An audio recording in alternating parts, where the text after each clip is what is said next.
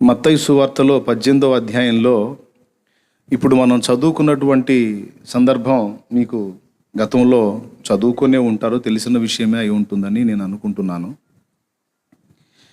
అక్కడ తమలో ఎవడు గొప్పవాడు అనేటువంటి విషయంలో శిష్యులకు భేదం కలిగింది. వాళ్ళ మధ్య ఆ విషయమై ఒక వివాదం వచ్చింది. ఆ ఉన్న వాళ్ళల్లో నేను గొప్ప అంటే నేను గొప్ప అనే ఆలోచన ఒకరికొకరికి కలిగినప్పుడు ఆ విషయంలో వాళ్ళు యేసు ప్రభు దగ్గరకు వచ్చారు. ఆ కాలమున శిష్యులు యేసునొద్దకు వచ్చి పరలోక రాజ్యంలో ఎవడు గొప్పవాడని అడుగగా, అసలు ఎందుకు వచ్చింది పరలోక రాజ్యంలో ఎవడు గొప్పవాడు అనేది? సహజంగానే శిష్యులలో ఈ ఫీలింగ్ ఉంది. యేసు ప్రభు మరొక ఘట్టంలో కూడా ఆయన ఇలాంటి వివాదమే వాళ్ళల్లో వచ్చినప్పుడు గిన్నెతో నీళ్లు తీసుకొని తువాలు తీసుకొని శిష్యుల పాదాలు గడిగి వాళ్ళలో కలిగినటువంటి ఆలోచనని అణచివేస్తాడు. ఈ ఎవరు గొప్ప ఎవరు గొప్ప ఎవరు గొప్ప ఈ గొప్పలను గూర్చినటువంటి ఆలోచన వాళ్ళకి తరచుగా వస్తూ ఉంది, ఒక శోధనలాగా. ఇక్కడ యేసు ప్రభు దగ్గరకు వచ్చి పరలోక రాజ్యంలో ఎవరు గొప్ప అన్నాడు. అప్పుడు ఆయన ఏం చేశాడంటే వాళ్ళకి సమాధానంగా ఒక చిన్న బిడ్డని తన దగ్గరకు పిలిచి ఆ బిడ్డని వారి మధ్యలో నిలవబెట్టి, చిన్నోడిని తీసుకొని ముద్దాడి వాళ్ళ మధ్యలో నిలవబెట్టి అప్పుడు చెప్తున్నాడు, మీరు మార్పు నొంది బిడ్డల వంటి వారు అయితేనే కానీ పరలోక రాజ్యములో ప్రవేశింపరని మీతో నిశ్చయముగా చెప్పుచున్నాను అంటాడు. ఇక్కడ ఏమంటాడంటే శిష్యులతోనేమో మీరు మార్పు నొంది పిల్లల వంటి వారు కావాలి అన్నాడు. మళ్ళీ మరొక వచనంలో ఆయన అంటాడు, ఒకసారి అది కూడా చూద్దాం. మరొక వచనంలో అదిగో 11:16, అదే మత్తయి సువార్త 11:16 చూడండి. ఈ తరము వారిని దేనితో పోల్చుదును? సంత వీధులలో కూర్చుని ఉండి మీకు పిల్లన గ్రోవి ఊదితిమి గాని మీరు నాట్యమాడరైతిరి ప్రలాపించితిమి గాని మీరు రొమ్ము కొట్టుకొనరైతిరి. తమ చెలికాండ్రతో చెప్పి పిలుపులాటలాడుకొను పిల్లకాయలను పోలి ఉన్నారు ఈ తరము వారు అన్నాడు. ఎందుకు ఆ మాట అన్నాడు ఆయన అంటే, అక్కడ బాప్తిసమిచ్చు యోహాను గురించి మాట్లాడుతూ 13వ వచనం 11:13లో యోహాను కాలము వరకు ప్రవక్తలందరూ ప్రవచించుచూ వచ్చిరి, ధర్మశాస్త్రము సహా ప్రవచించుచుండెను. ఈ సంగతిని అంగీకరించుటకు మీకు మనసుంటే రాబోవు ఏలియా ఇతడే. ఇప్పుడు అక్కడ ఉన్నటువంటి శాస్త్రులు పరిసయ్యులు యూదులలో కొందరు ఈ బాప్తిసమిచ్చు యోహానును అర్థం చేసుకునే విషయంలో తప్పిపోయారు, యేసు ప్రభువును అర్థం చేసుకునే విషయంలో కూడా తప్పిపోయారు. బాప్తిసమిచ్చు యోహాను వాళ్ళకి అర్థం కాల. యోహానే అర్థం కానప్పుడు ఇంకా యేసయ్య ఏం అర్థమవుతాడు? దేవుడు పంపినటువంటి ప్రవక్త వాళ్ళకి అర్థం కాల. ప్రవక్త అర్థమైతే ముందు ప్రవక్త చెప్పిన మాటలు అర్థమవుతాయి, దాన్ని బట్టి ప్రభు అర్థమవుతాడు. తనను గురించి ప్రవక్తలకే కదా బయలుపరిచి మనకి గ్రంథస్థం చేయించింది. ఈ గ్రంథంలో నుంచి మనం తెలుసుకున్నామంటే ప్రవక్తల ప్రవచనాలు ఇవి. ఆనాడు ప్రవక్తలు ఈ బాప్తిసమిచ్చు యోహాను డైరెక్ట్గా ఉండి దేవుని చిత్తాన్ని ప్రకటించాడు ఆయన. కానీ ఆయన అర్థం చేసుకునే విషయంలో అప్పటి కాలంలో చాలామంది తప్పిపోయారు. వాళ్ళు మళ్ళా యాజకులు, ధర్మశాస్త్ర పండితులు, శాస్త్రులు, ధర్మశాస్త్రాన్ని ప్రతులలో ఎత్తి రాసేటువంటి వాళ్ళు, బైబిల్ గ్రంథంలో పాత నిబంధనలో ఏమేం సంగతులు ఉన్నాయో అనర్గళంగా మాట్లాడగలుగుతారు. అంత సీనియర్స్. ఆ సీనియర్స్ను పట్టుకొని అంటాడు, ఈ తరము వారిని దేనితో పోల్చుదును? సంత వీధులలో తమ చెల్లికాండ్రతో పిలుపులాటలాడుకునే పిల్లకాయలను బోలున్నారు, వీళ్ళు పిల్లకాయలు అన్నాడు. అంటే పిల్లకాయల్లాగా ఉండకూడదు, పెద్దోళ్ళు కావాలి, కానీ వీళ్ళు కాలేదు, ఇంకా పిల్లకాయల్లాగానే ఉన్నారనేమో ఇక్కడ అన్నాడు. శిష్యులతో ఏమంటున్నాడు? మీరు మార్పు నొంది బిడ్డల వంటి వారు అయితేనే కానీ పరలోక రాజ్యములో ప్రవేశింపరని మీతో నిశ్చయముగా చెప్పుచున్నాను అన్నాడు. అక్కడేమో వీళ్ళు ఇంకా పిల్లకాయల్లాగానే ఉన్నారు, వీళ్ళు ఇంకా ఎదగలేదనేమో వాళ్ళని తిట్టాడు. ఇక్కడ శిష్యులతోనేమో మీరు పిల్లల్లాగా తయారు కావాలంటున్నాడు. ఈ 2 వచనాలు పక్కపక్కన పెట్టి చదువుకుంటే ఇప్పుడు నేను చెప్పిన విధానంలోనే అర్థమవుతుంది. ఓ చోటేమో వీళ్ళు ఇంకా పెద్దోళ్ళు కాలేదు, మీరు పెద్దోళ్ళు కావాలరా అని చెప్పని అంటున్నట్టు అర్థమవుతుంది. ఓ చోటేమో మీరు పిల్లలు కావాలన్నట్టు అర్థమవుతుంది. ఇంతకీ పెద్దోళ్ళు కావాలా, పిల్లలు కావాలా? పెద్దవాళ్ళు కావాలా, పిల్లలు కావాలా? మరి 2 వచనాలు బైబిల్లోనే ఉన్నాయి. అసలు ఎలా కావాలి అంటే 2 కావాలనే చెప్తున్నాడు దేవుడు. దేవునికి స్తోత్రం కలుగునుగాక. పిల్లలుగా అయిపోతే మరి పెద్దవాళ్ళగా ఎలా అవుతాం? లేదు, పెద్దవాళ్ళం అయితే మళ్ళీ పిల్లలుగా ఎలా మారగలుగుతాం?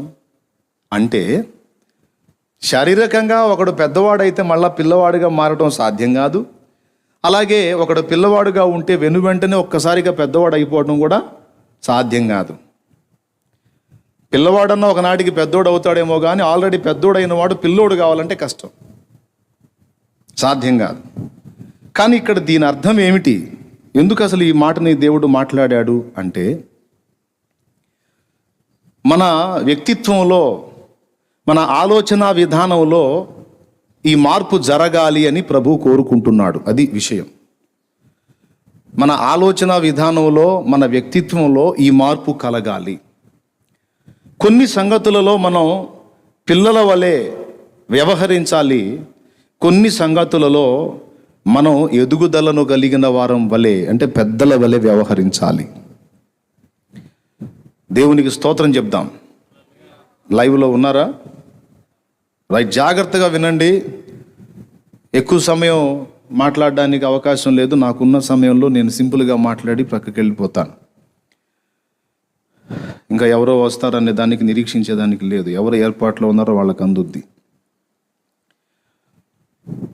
ఫస్ట్ ఏం చదువుకున్నాం? మీరు మార్పు నొంది బిడ్డల వంటి వారైతేనే కానీ.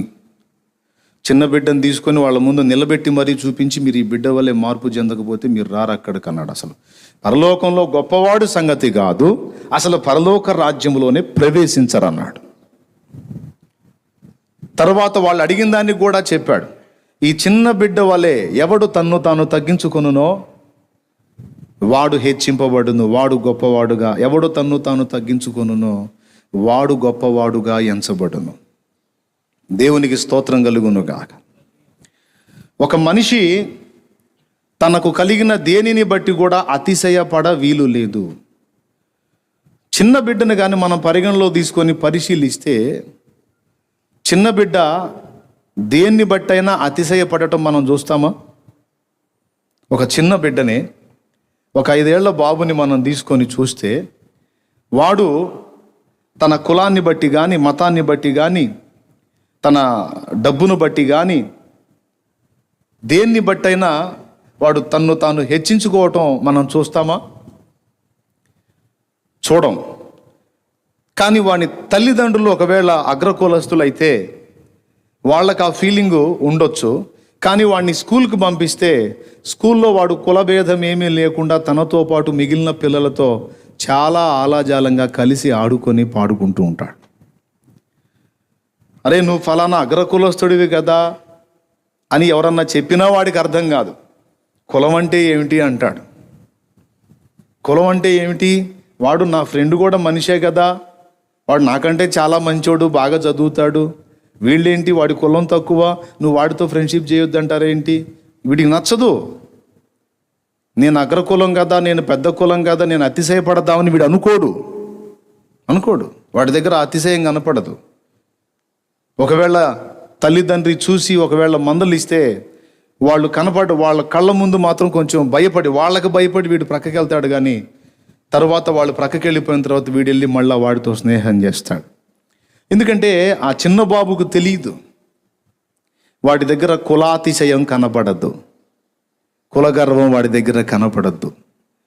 తర్వాత నేను ధనవంతుణ్ణి, నేను కారులో దిగాను స్కూల్ దగ్గర అని కూడా వాడు అనుకోడు.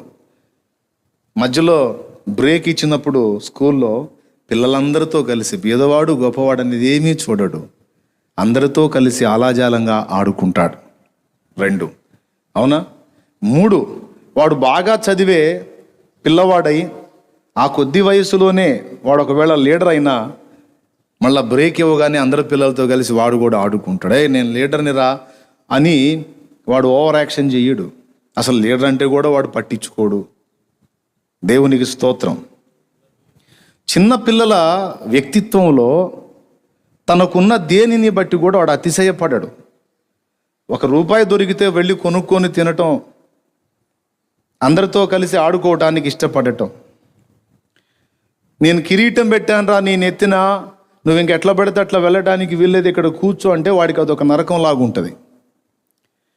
వాడు దేనిని బట్టి, వాడు ఒకవేళ అందగాడైతే, చక్కని బాబు అయినా సరే, వాడి చక్కదనాన్ని బట్టి మిగిలిన వాళ్ళతో నేను ప్రత్యేకంగా ఉండాలి అనుకోడు.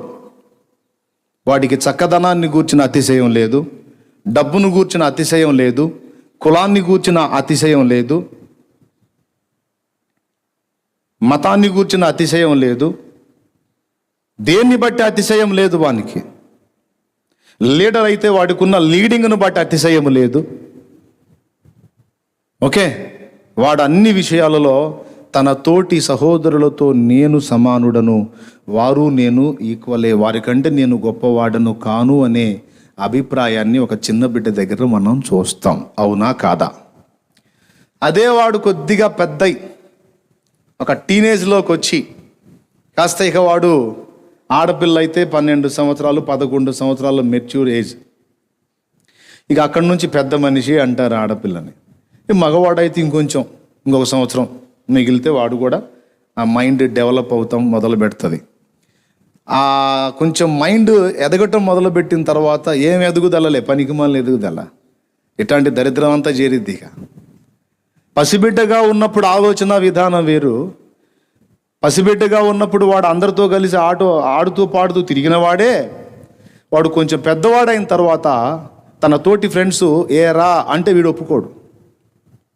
అరే వాడి కులం ఏంటి, నా కులం ఏంటి, ఎంత స్కూల్ ఫ్రెండ్స్ అయితే మాత్రం రాగి అంటాడు వాడు అని వీడు లోపల బాధపడతాడు. వాడితో వీడితో చెప్తూ ఉంటాడు, వాడిని అట్లా అనవద్దని చెప్పండి రా, నాకు కొంచెం ప్రెస్టేజ్గా ఉంది అంటాడు. అంటే గర్వం స్టార్ట్ అయ్యిద్ది. వాస్తవంగా ఏమీ లేదు వాడు అతిశయపడటానికి, ఏముంది, ఏమీ లేదు, కానీ వచ్చేస్తుంది అతిశయం. కానీ పసిబిడ్డకి అలాంటి అతిశయాలు లేవు. తన సొంత మంచితనం విషయంలో కూడా వాడికి అతిశయం ఉండదు. ఇది కూడా గుర్తు రాసుకోండి. ధనాన్ని బట్టి గర్వం ఉండదు, అందాన్ని బట్టి ఉండదు, నాయకత్వాన్ని బట్టి ఉండదు, కులాన్ని బట్టి ఉండదు. ఇంకొకటి దేన్ని బట్టి అంటే వాడు ఎంత మంచోడో, వాడెంత నీతిమంతుడో, వాడెంత పరిశుద్ధుడో సంగతి కూడా వాడు పట్టించుకోడు. అరే నేను చాలా మంచోడిని, నేను చాలా నీతిమంతుణ్ణి, నేను చాలా పవిత్రుణ్ణి అనే అభిప్రాయం కూడా వాడు తెచ్చుకోడు.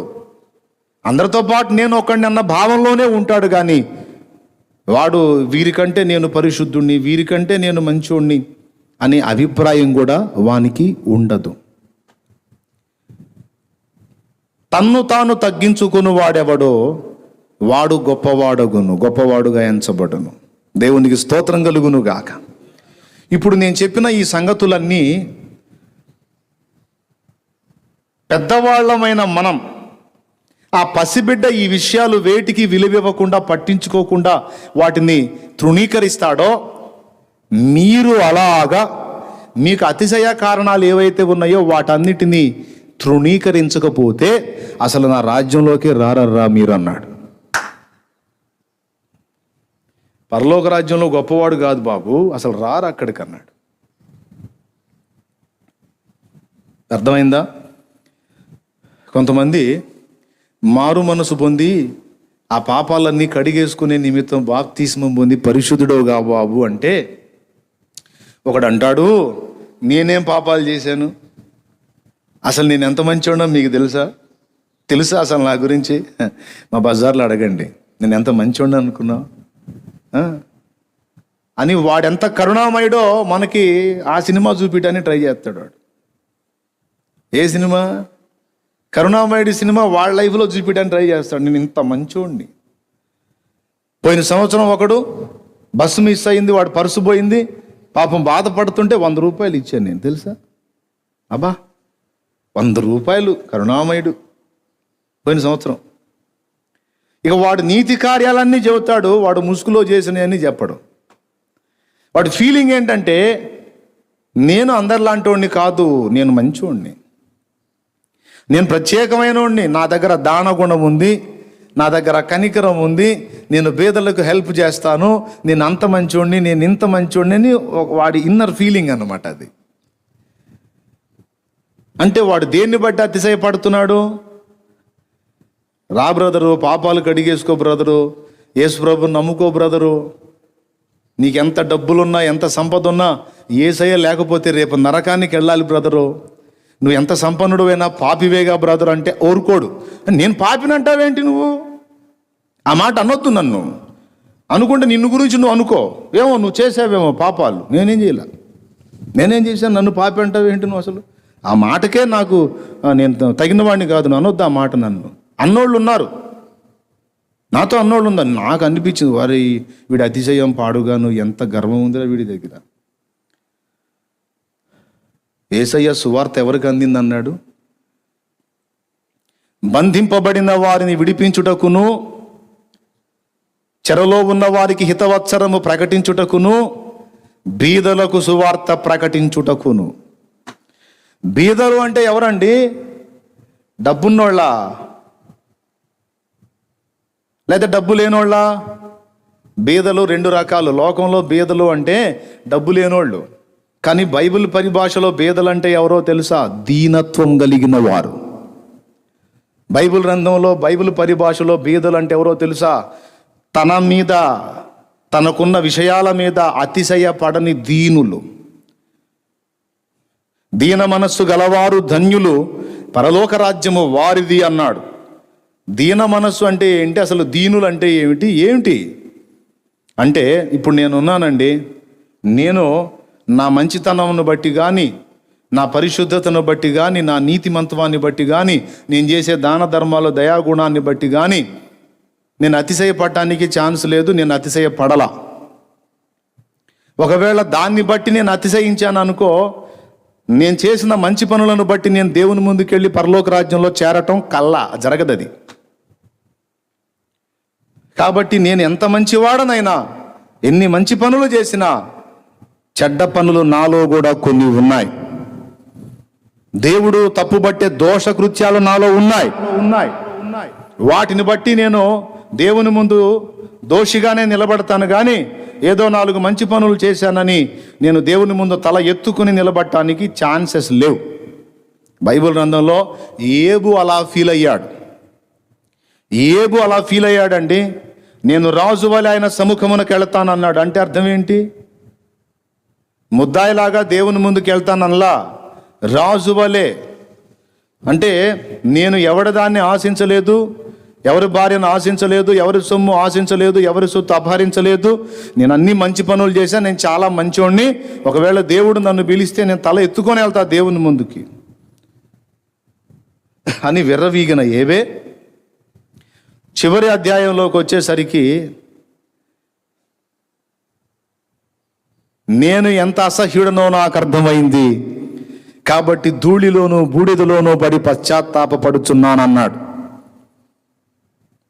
స్టార్టింగ్లో ఏం అతిశయం చూపించాడు? నేను చాలా మంచోడిని అన్నాడు. దేవుడు అదంతా కూడా వ్యాజ్యమాడి మాట్లాడిన తరువాత, దేవుడు ఆయనను దర్శించిన తరువాత తన గొప్పతనంగా భావించుకున్నదంతా బుస్సేనని ఏబుకు అర్థమయ్యి 42వ అధ్యాయములో, ఏబు గ్రంథము 42వ అధ్యాయము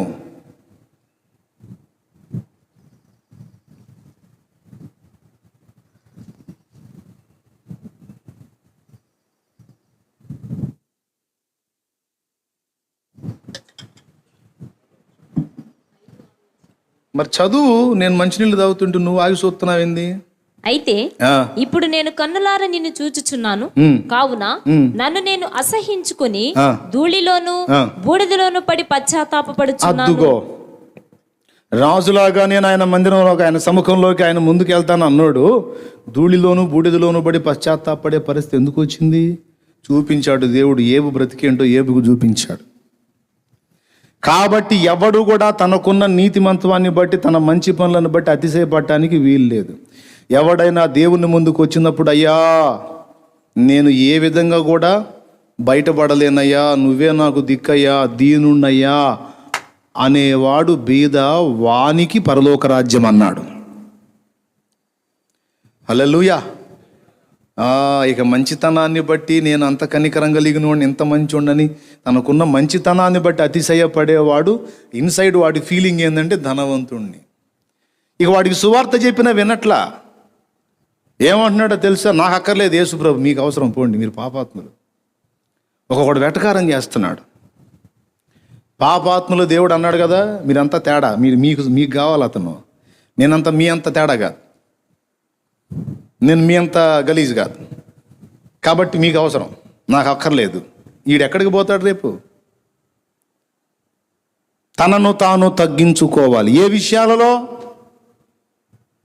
అన్ని విషయాలలో. ఏది అతిశయ కారణం ఉందో మన జీవితంలో దాని విషయంలో కూడా తగ్గించుకోవాలి. మీకు అర్థమైందని నేను అనుకుంటాను క్లియర్గానే. కులాన్ని బట్టి అతిశయం ఉందా?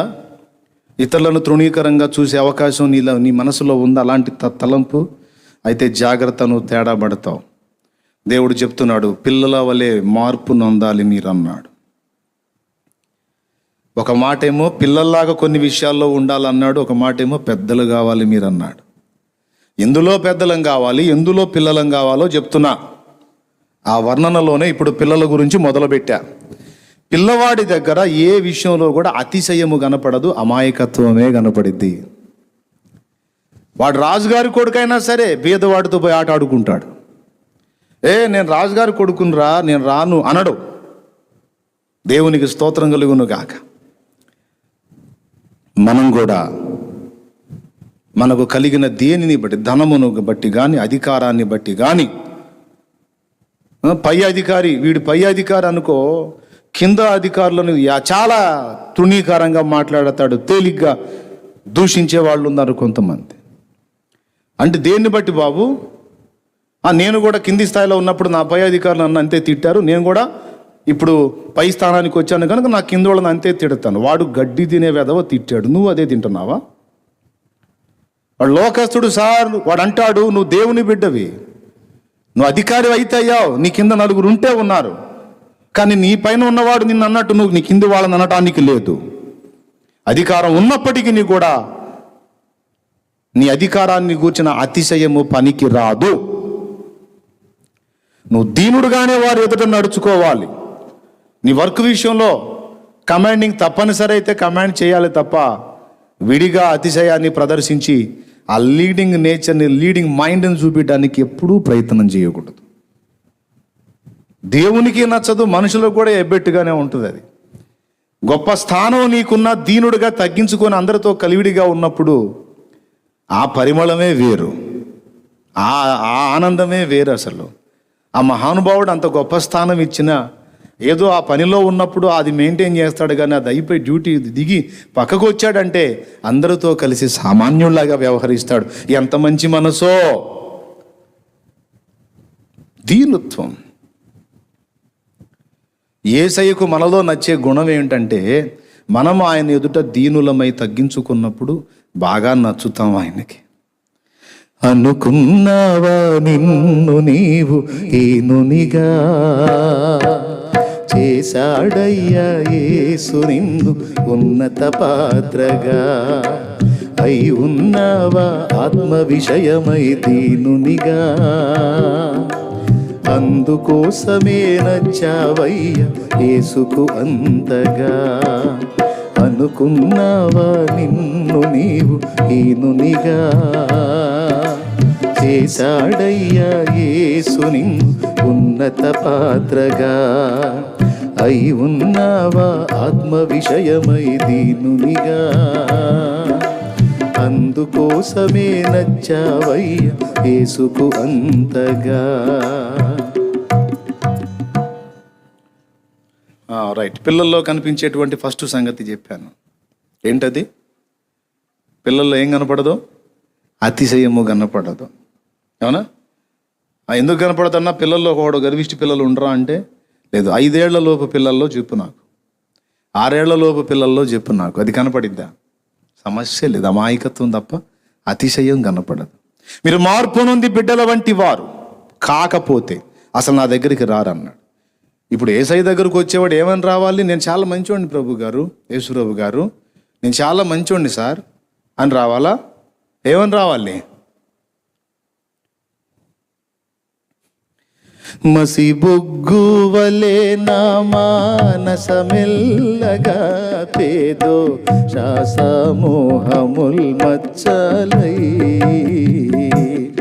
అయ్యా, మసి బొగ్గులాగా అయిపోయానయ్యా, నా దోషాలు ఒక సమూహం వల్లే మచ్చలైపోయి డాగులు అయిపోయాను.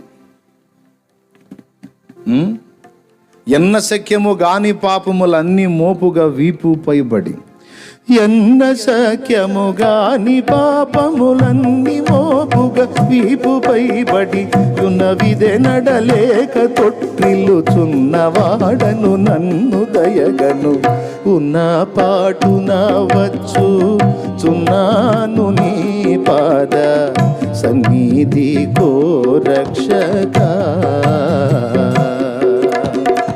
దేవునికి స్తోత్రం. ఎలా ఉన్నావు అంటే ఏం చెప్పేదయ్యా, ఏం చెప్పేది? ఎన్న శక్యము లెక్క పెట్టడానికి వీలు లేనన్ని, ఎన్న శక్యము గాని పాపములన్నీ మోపుగా వీపు పైబడి, వదిలే యున్నవిదే నడలే. ఎన్ని పడ్డాయి అంటే లెక్క లేయనన్ని పాపములు పెద్ద మోపు గట్టి నా వీపు మీద వేసినట్టుందయ్యా యేసయ్యా. నడవలేక తొట్టిల్లుతున్నాను, కింద పడేటట్టున్నాను, పనికిరాని వాడను ప్రభువా, లేవలేకున్నాను, నా యందు కనికరపడు, నేను ఎలాగున్నానో అలాగే నీ పాదాల దగ్గరకు వస్తున్నాను, కనికరించు నాయనా. ఇట్లా రావాలా ఎవరైనా దేవుని ముందుకు వచ్చేటప్పుడు? యేసు ప్రభు నేను ఎంత మంచివాడినో తెలుసుగా నీకు అనుకుంటూ వస్తే మూతి మీద కొడతాడు, ఎంత మంచిదాన్ని నువ్వు, ఎంత మంచివాడివి నువ్వు అని. ఓకే, సో అతిశయించడానికి మనకు ఏది కూడా లేదు. దేవునికి స్తోత్రం కలుగును గాక. అర్థమైందా? ఇక అతిశయించడానికి ఏదన్నా మనకు ఆధారం ఉందంటే ప్రభువును బట్టే ఇక మన అతిశయం తప్ప ఇక వేరే అతిశయము లేదు. నిజరక్షకుణ్ణి నేను తెలుసుకున్నాను, ఆయన రక్తం చేత కడగబడ్డాను, ఆయన పాదాల దగ్గర నాకు స్థానం దొరికింది, ఆయన నన్ను తన పని కొరకు ఏర్పరిచాడు, ఆ అంత గొప్ప ప్రభువు దగ్గర నాకు స్థానము లభించింది. ఇదే నా అతిశయం. ఆస్తి ఉన్నదని కాదు, పెద్ద కులమని కాదు, లీడింగ్ ఉందని కాదు, మంచి జ్ఞానవంతుడని కాదు, తెలివిగల్లోడని కాదు, దేన్ని బట్టి కాదు, నా బంగారు తండ్రి పాదాల చెంత నాకింత స్థానము లభించింది. అదే నా అతిశయం, అదే నా ఆనందం. హల్లెలూయా. అతిశయించువాడు ప్రభువునందే అతిశయించవలను. ఇక దేన్ని బట్టి కూడా లేదు. ఇక అన్ని విషయాలలో తగ్గించుకోవాలి. అర్థమైందా? ఏం చేయాలి? మా ఆత్మదేవుడు కలువరి కొండపై సంపూర్ణ సమర్పణ చేసెను చూడు,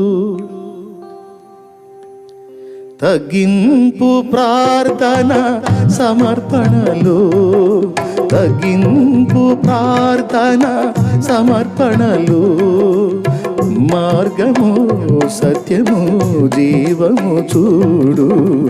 మా ఇంటి పేరు పశువుల పాక, పక్కింటి పేరు ఒలీవల తోట, ఎదురింటి పేరు కల్వరి కొండ, మావాడ పేరు సియోను కోట.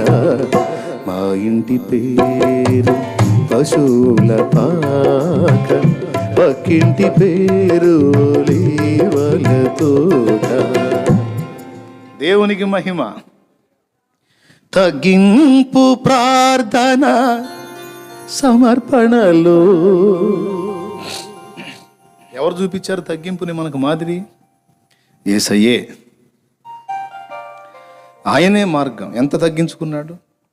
అంత గొప్పవాడే తగ్గించుకొని ఉమ్ములు సహించి సిలువను మోస్తే, అరే రే మహిమగల దేవుడే మహిమను వదిలిపెట్టి భూమి మీదకి వచ్చి అంత తగ్గించుకుంటే, నెత్తి మీద రూపాయి పెడితే దమ్మిడికి జల్లని బతుకులు వేసుకొని కదా.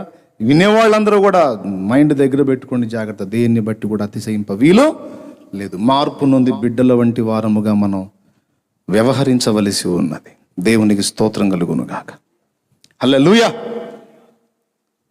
రెండవది, చిన్నపిల్లల లక్షణం మనలోకి రావాల్సిన మరో లక్షణం ఏమిటి అంటే క్షమాగుణం. చిన్నపిల్లలలో బాగా సౌందర్యంగా కనిపించే మరో లక్షణం క్షమాగుణం. నిన్నది అనుకుంటారా, మళ్ళా మరుసటి రోజు పొద్దున్నే వీడియో వాడిని వాళ్ళకెత్తాడు పోయి, మళ్ళీ మరుసటి రోజే నిన్న తన్నుకొని విడిపోతారా? మళ్ళీ మరుసటి రోజు వెళ్ళి ఎరా ఆట ఆడుకుందాం వస్తావా అంటాడు. నిన్న కొట్టావుగా అంటాడు వీడు. మరి నువ్వు నన్ను అట్ట అంటే నాకు బాధ వేసింది రా, అందుకని కొట్టాను లేరా అంటాడు. నేను రానులేవో, నువ్వు నన్ను కొట్టావు, ఇంక కొట్టనులే రారా, ఆడుకుందాం రారా అని వాడి కాళ్ళు పట్టుకుంటాడు, వాడికి అడ్డం పట్టుకుంటాడు, వాడికి బ్రతిమలాడుతాడు, వాడిని క్షమాపణ కోరుతాడు. సారీ చెప్పా కదురా, సరే నువ్వు కూడా నన్ను కొట్టు అని వాడి చేయి తీసుకుని వీడు కొట్టించుకుంటుంటాడు. పిల్లల తంతు మీరు గమనించండి. చిన్న పిల్లలు ఎంత చక్కగా వాళ్ళు మనం గమనిస్తే ముచ్చటేస్తుంది. ఇప్పుడు ఆ పిల్లల ఆటలు ఏడ ఉన్నాయి? అందరూ చిన్నోడికి సెల్ ఫోనే, పెద్దోడికి సెల్ ఫోన్, అందరూ పిల్లలతో సహా అదే పిచ్చి అయిపోయింది. ఇప్పుడు అనుబంధాలు, ఆటలు, పాటలు, పిల్లల వ్యవహారాలు ఎక్కడున్నాయి? అన్నీ మారిపోయినాయి. నా చిన్నతనంలో చూశాను పసిబిడ్డల్ని గమనించి. నేను కూడా ఒక పసిబిడ్డగానే ఇది కాను కదా. సరే ఇంత తన్నులు తిన్నాడు, నువ్వు ఎంత బ్రతిమలాడినా నేను రాను అంటానే ఉంటాడు. సరే మళ్ళీ ఇంకా రేపు కొట్టవుగా అంటాడు. అరే ఒక్కసారే కదరా, అదేదో పొరపాటున ఇంకెప్పుడు చేయనట్లా అంటే సరే పద అంటాడు. వెంటనే క్షమించేసేస్తాడు. దెబ్బ తిని కూడా క్షమించగలుగుతాడు. కానీ పెద్దలు సచ్చిందాకా మర్చిపోరు. ఒకవేళ వాడు వచ్చి క్షమాపణ అడిగాడు అనుకో, మన పట్ల తప్పు చేసిన, బ్రదర్ సారీ ఇలా జరిగింది, పొరపాటున అయిపోయింది, అలాగే ఏమనుకోవద్దు, క్షమించండి అని అడిగితే, ఏంటి అరే నువ్వు ఇప్పుడు అడుగుతున్నా, నేను ఎప్పుడో వదిలేసాను బ్రదరు, వాళ్ళు ఎప్పుడో క్షమించేశాను, నాకు చీచి భలే అట్లేం లేదు. అవునా, నిజంగా ఎంత గొప్ప మనసు సార్ మీది నిజంగా అలా అంటే మరి ఏం అప్పుడే వదిలేసి మర్చిపోయాను, ఇప్పుడు నువ్వు గుర్తు చేస్తే గుర్తు వచ్చింది నాకు అంటే చాలా థ్యాంక్స్ అండి, వెళ్తాడు. సరే సంతోషం, మంచిది. అంత దూరం వెళ్ళగానే ఇటు పక్కనోడితో చెప్తాడు, ఆడు మామూలు పని చేయాలా, మనకి పెద్ద వ్యవహారం చేశాడు అని ఆడేం చేశాడు వీడికి చెప్తాడు. అంటే క్షమించాను అంటాడు, కానీ హృదయంలో మాత్రం అది పెట్టుకొని దాని తాలూకు ఫీలింగ్ కలిగే ఉంటాడు లోపల. కానీ పసికందులలో అది కనపడదు. మనలాగా కల్మషాన్ని కడుపులోనే పెట్టుకొని పైకి నటించటం, ఇంకో రకంగా వ్యవహరించడం పసికందులకు తెలియదు. వాడు మనస్ఫూర్తిగా క్షమిస్తే మనస్ఫూర్తిగా క్షమిస్తాడు, వెళ్ళి వాడిని హత్తుకుంటాడు, ఇద్దరు కలిసి ఆడుకుంటారు, గంతులేస్తారు. మళ్ళా 10 సార్లు వాళ్ళు కలుసుకున్నా అది గుర్తురాదు పసిబిడ్డలకి. కానీ పెద్దలమైన మనకి ఏ మాట జారితే చాలు అవతలాడు.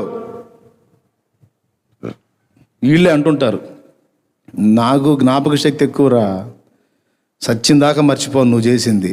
అబ్బా అంటే అసలు క్షమించలేడన్నమాట. నో, చిన్నపిల్లల్లో మనం నేర్చుకోదగ్గ రెండవ సుగుణం క్షమాగుణం. వెంటనే క్షమిస్తాడు, వెంటనే సమాధాన పడతాడు. అది కూడా మళ్ళా కడుపులో విషం పెట్టుకొని నటించడు, మనస్ఫూర్తిగా క్షమిస్తాడు. ఇంకెప్పుడు దాన్ని ఎత్తను కూడా ఎత్తడు. అది పసిబిడ్డలలో క్షమాగుణం. 2, మూడవది దయాగుణం కూడా వాడి దగ్గర మనం గుర్తించవచ్చు. తల్లిదండ్రి రోడ్డు మీద పోతా ఉంటే ఒక బలహీనుడు అవిటివాడు బాబో అమ్మా అయ్యా అని కేకలేస్తుంటే తల్లిదండ్రి ఏమో ఏం పట్టించుకుండా పోతారు. కానీ చిన్నోడు మాత్రం అమాయకంగా అలానే చూస్తూ పక్కన తండ్రిని తల్లిని అడుగుతాడు, మమ్మీ అంకుల్కి ఏమైంది, ఎందుకు ఏడుస్తున్నాడు, పాపం కదా ఆకలి అవుతుందంట మమ్మీ ఏమన్నా ఇద్దామా అంటాడు.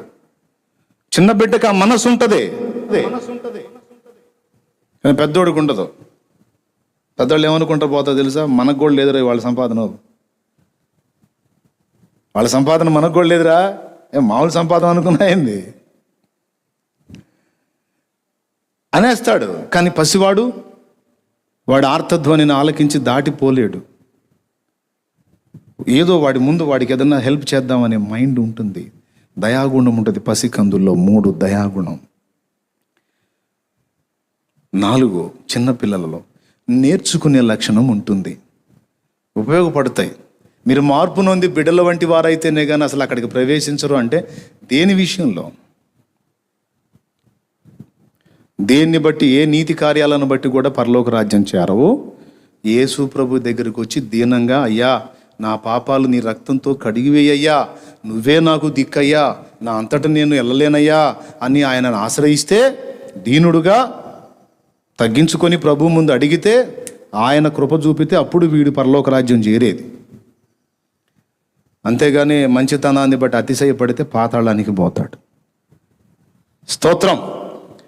గుర్తుంది కదా, ఇది మెయిన్గా మళ్ళీ ఎందుకు టచ్ చేశానంటే కొంతమంది వింటుంటారుగా, అందుకని మైండ్లో బాగా ఫిక్స్ అయిద్దని, దేవుని ముందు ఓవర్ యాక్షన్ చేయకుండా ఉంటారని చెప్తున్నా.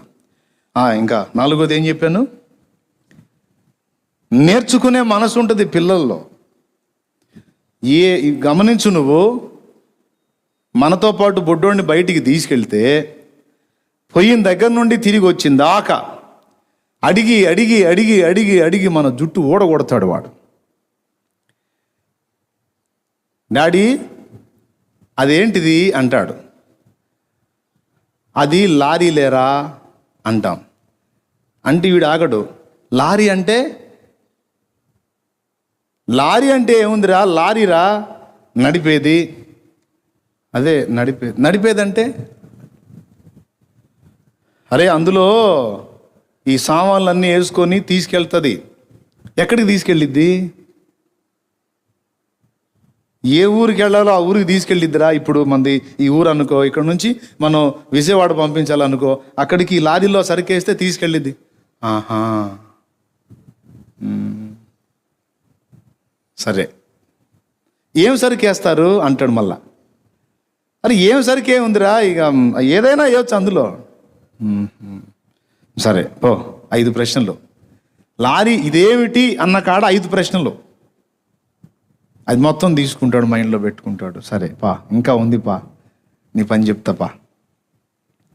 వాడి కర్మగాలి రోడ్ రోలర్ కనపడింది అనుకో, డాడీ ఇదేంటి అంటాడు. అది రోడ్ రోలర్ రా అంటాడు. అంటాడు. ఇక ప్రశ్న స్టార్ట్ అయింది. వేయండి జనరేటర్, వేయండి. లైవ్ ఉందా? ఈ ప్రశ్న స్టార్ట్ అయింది. ఈ ప్రశ్న అడుగుతాడనమాట, డాడీ రోడ్ రోలర్ అంటే ఏంటి అంటాడు. రోడ్ రోలర్ అంటే, ఇప్పుడు రోడ్డు ఉంది కదా నాన్న, ఈ రోడ్డు ఉంది కదా, ఇప్పుడు ఆయన ఎంత టెన్షన్ ఉన్నా సరే, ఆయన ఎంత ఒత్తిడిలో ఉన్నా సరే, వీడికి సమాధానం చెప్పిందాక అడుగుతానే ఉంటాడు. అరే ఉండ్రా అన్నా కూడా డాడీ చెప్పు డాడీ అంటుంటాడు. దేవునికి స్తోత్రం కలుగును గాక. అది ఇప్పుడు తార్ రోడ్డు ఉంది కదా నాన్న, ఈ రోడ్డు ఉంది కదా, దీని మీద తారు పోసి దాంతో తిప్పితే మొత్తం ఫ్లాట్ అయింది. ఆహా డాడీ ఇంత లావు ఉన్నాయి కదా దాని గాన్లు, అందులో ఏముంటుంది డాడీ అంటాడు. ఏముండదురా, అది అంతే ఉంటుంది. ఆహా డాడీ దీని మీద సరుకులు తీసుకెళ్ళరా అంటాడు. ఒరే ఇది లారీ కాదురా, సరుకులు తీసుకెళ్తా. ఓహో సరే డాడీ చిన్నగా పోతుంది ఏంది అంటాడు. ఎన్ని డౌట్లో వాడికి. డాడీ మొన్న లారీ చూపించావు, అది స్పీడ్గా వెళ్ళింది, ఇది చిన్నగా పోతుంది ఏంది డాడీ అంటే, మరి ఇది స్పీడ్గా వెళ్ళదు నాన్న, చిన్నగా తొక్కుకుంటే వెళ్ళాలి కదా. సరే నీకు చెప్పలేనురా బాబు, నా ప్రాణం పోతుందిరా అయ్యా. అందుకే తండ్రి చిన్నోడిని తీసుకెళ్ళడానికి ఇష్టపడ్డాడు, ఎందుకంటే వీడికి సమాధానాలు చెప్పలేక. అంటే అడుగడుగునా ప్రశ్న, అడిగి తెలుసుకోవాలి, నేర్చుకోవాలి. దాన్ని గూర్చిన సంగతి ఏంటి, దీన్ని గూర్చిన సంగతి ఏంటి అని అన్ని సంగతులను గురించి అడిగి తెలుసుకోవటానికి ఇష్టపడతాడు పసిబిడ్డ. మీరు మార్పు నొంది బిడ్డల వంటి వారు అయితేనే కానీ అక్కడ ప్రవేశించలేరన్నాడు. దేవునికి స్తోత్రం. పసిబిడ్డలలో ఉన్న మరో అద్భుతమైన సుగుణం నేర్చుకునే మనస్సు. తనకు తెలిసింది ఇతరులకు చెప్పి మళ్ళీ అతిశయంగా ఫీల్ కాడు. మళ్ళా వాడికి తెలిసింది చెబుతాడు, తెలియంది అవతల వాళ్ళని అడిగి తెలుసుకొని నేర్చుకుంటాడు. కానీ పెద్దోళ్ళు వీడికి తెలియదు, అడిగితే ఎవడన్నా ఏమన్నా అనుకుంటాడేమో బిల్డప్. తెలియని సంగతి అడిగి తెలుసుకోవడానికి ప్రయత్నిస్తే ఒరే వీడికి ఈ విషయం తెలియదు కావాలని ఎక్కడ వాడు అనుకుంటాడో అని వీడికి తెలియకపోయినా సరే తెలిసినట్టు నటిస్తాడు. పెద్దోడికి చిన్నోడికి తేడా అది. దేవునికి స్తోత్రం కలుగును గాక. హల్లెలూయా.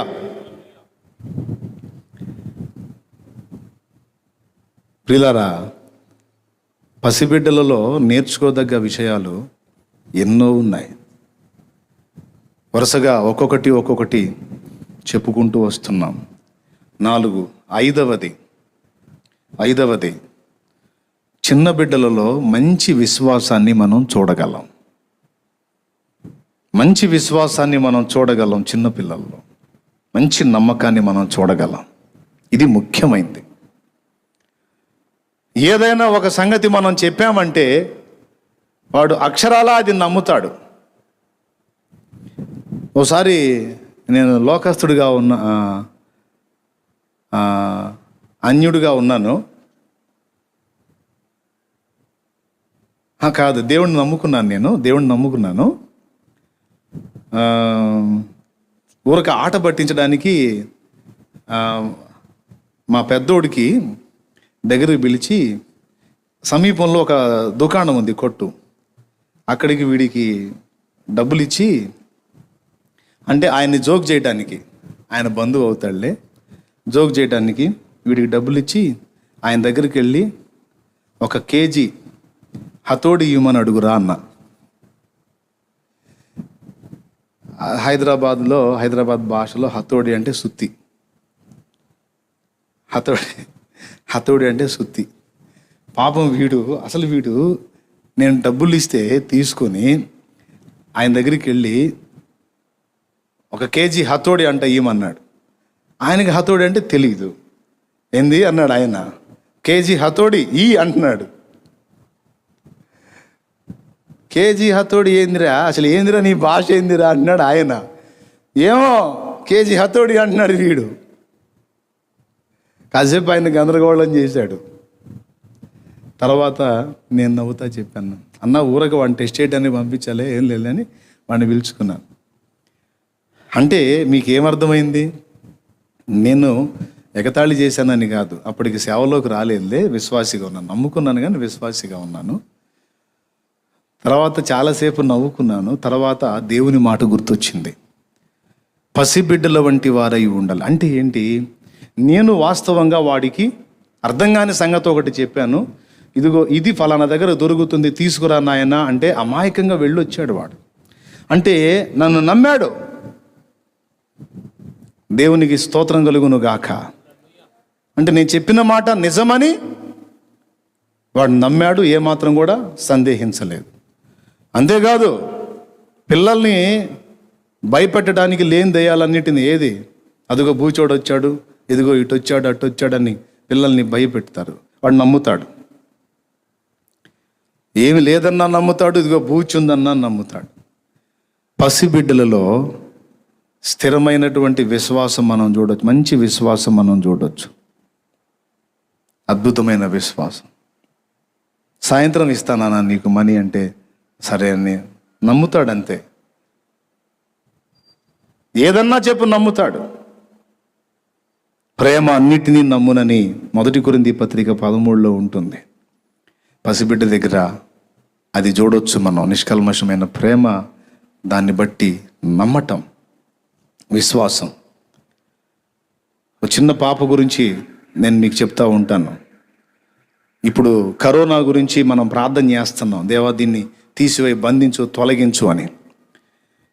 ఇలాగే ఒక సందర్భంలో ఒక ప్రాంతంలో వర్షాలు లేక పంటలు లేక ఇబ్బంది పడుతుంటే అక్కడున్న చర్చి మెంబర్స్ అంతా కలిసి 3 దినాలు ఉపవాస ప్రార్థన చేద్దాం, దేవుడు అద్భుతం చేసి వర్షం కురిపించాలి, ప్రార్థన చేద్దామని తీర్మానం చేసుకొని 3 రోజులు ఫాస్టింగ్ ప్రేయర్స్ పెట్టారట. ఆ ఉపవాస కూటాలకి ఈ పిల్ల తల్లిదండ్రి పాప కూడా, ఒక చిన్న పాప, ముగ్గురు హాజరయ్యారు. 2 రోజులు ప్రార్థన అయిపోయింది. 3వ రోజు ప్రార్థన కూడా స్టార్ట్ అయింది. 3వ రోజు ప్రార్థనకి వెళ్ళేటప్పుడు అందరూ మామూలుగా వెళ్తుంటే ఈ చిన్న పాప వాళ్ళ అమ్మని అడిగి గొడుగు తీసుకొని పోయిందట.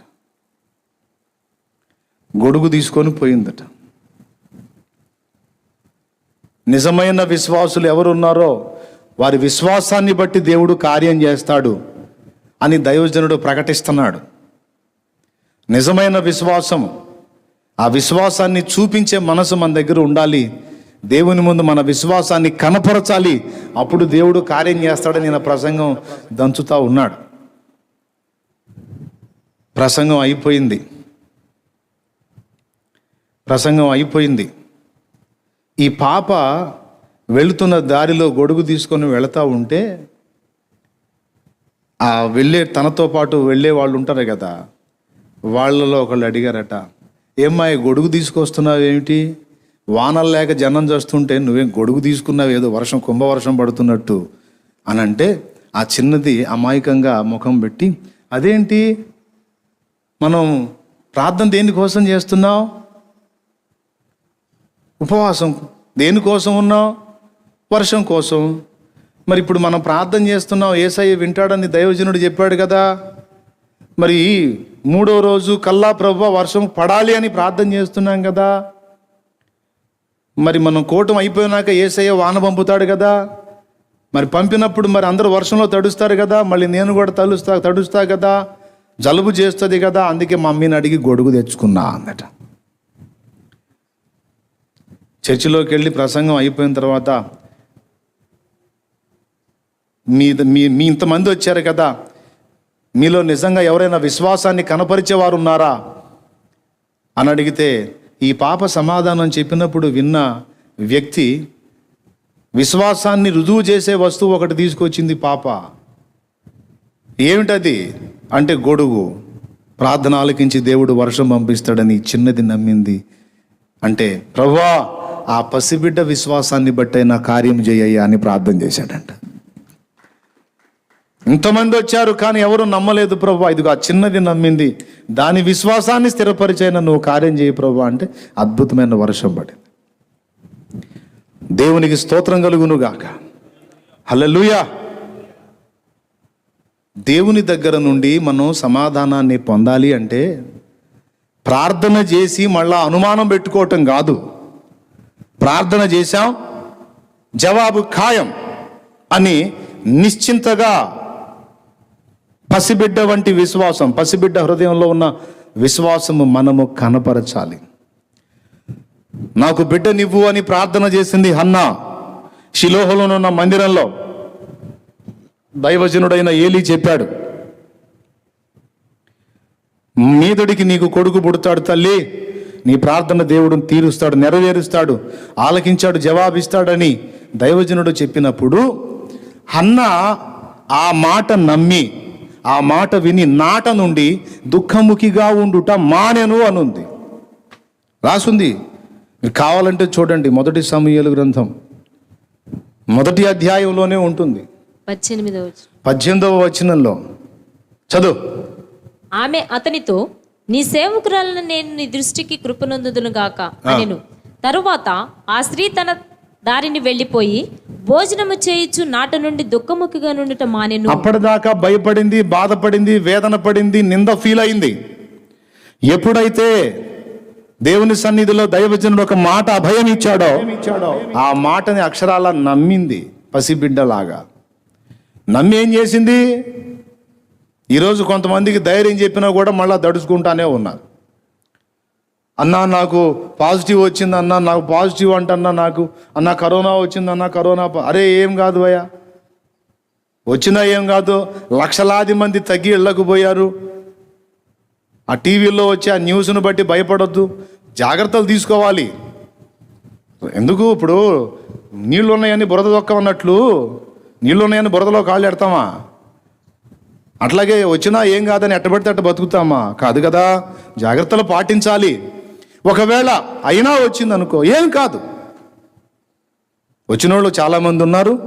చక్కగా కొంతమందికి 2 రోజుల్లోనే నెగిటివ్ వచ్చింది, 3 రోజుల్లో వచ్చింది, 7 రోజుల్లో వచ్చింది. మొత్తం మీద ఎవరు అక్కడ లేరు, ఫిక్స్గా పోయిన వాళ్ళు అక్కడే లేరు, చక్కగా ఇళ్ళకు చేరారు. ఇక ప్రకటనల విషయంలోకి వచ్చేటప్పటికి కొన్ని రాజకీయ కారణాలను బట్టి కొంతమంది ఏమో దానికి భయపడకండి అని ప్రచారం చేస్తే, కొంతమంది ఏమో దాన్ని బూచిలాగా చూపించి ప్రభుత్వం ఏం పట్టించుకోవట్లేదని వాళ్ళ తిప్పలు వాళ్ళు పడేవాళ్ళు ఉన్నారు. ఇదంతా రాజకీయ కారణాలను బట్టి మధ్యలో జనాలు బలి పశువులు అన్నట్టు. దేవునికి స్తోత్రం కలుగును గాక. బూచి లేదు, గీచి లేదు, ఏం కాదు. నేను చెప్తున్నా, దాదాపు చాలామందికి ఇప్పుడు జలుబు, దగ్గు, తుమ్ము, జ్వరం ఇవి మనకి కొత్త కాదు.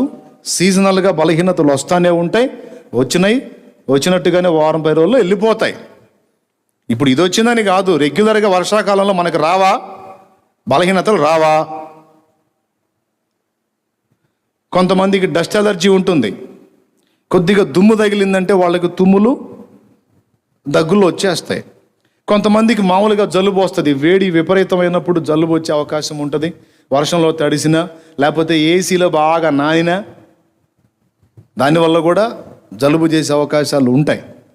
కాబట్టి ఏ విధంగా వచ్చినా జలుబు యొక్క సమయము 7 దినములే.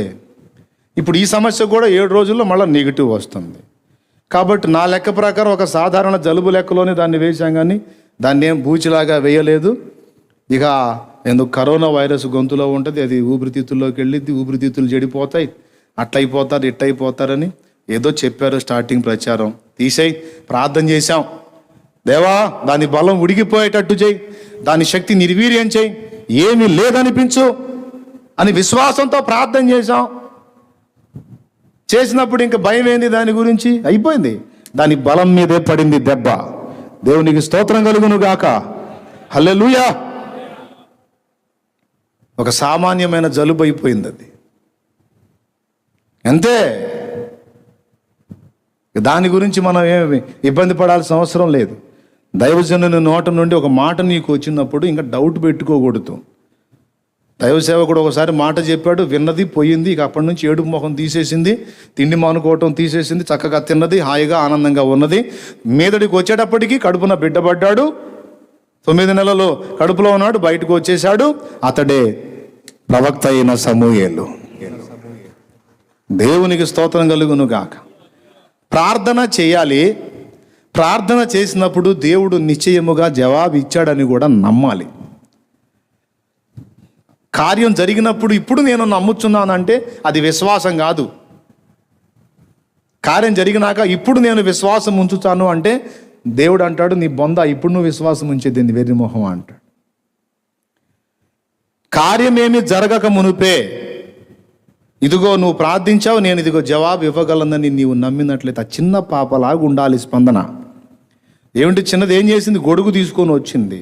అరే వాన లేక కరువు వచ్చి జనం చేస్తా పైనుంచి వర్షం పడే ఛాన్సే లేదు ఇప్పట్లో అని వేదన పడుతుంటే చిన్నది గొడుగు తీసుకొని పోయిందంటే ఆశ్చర్యం కాదు? దేవునికి స్తోత్రం కలుగును గాక. పసిబిడ్డల దగ్గర నేర్చుకో తగిన సుగుణాలలో ఒకటి నమ్ముట, విశ్వాసం ఉంచుట.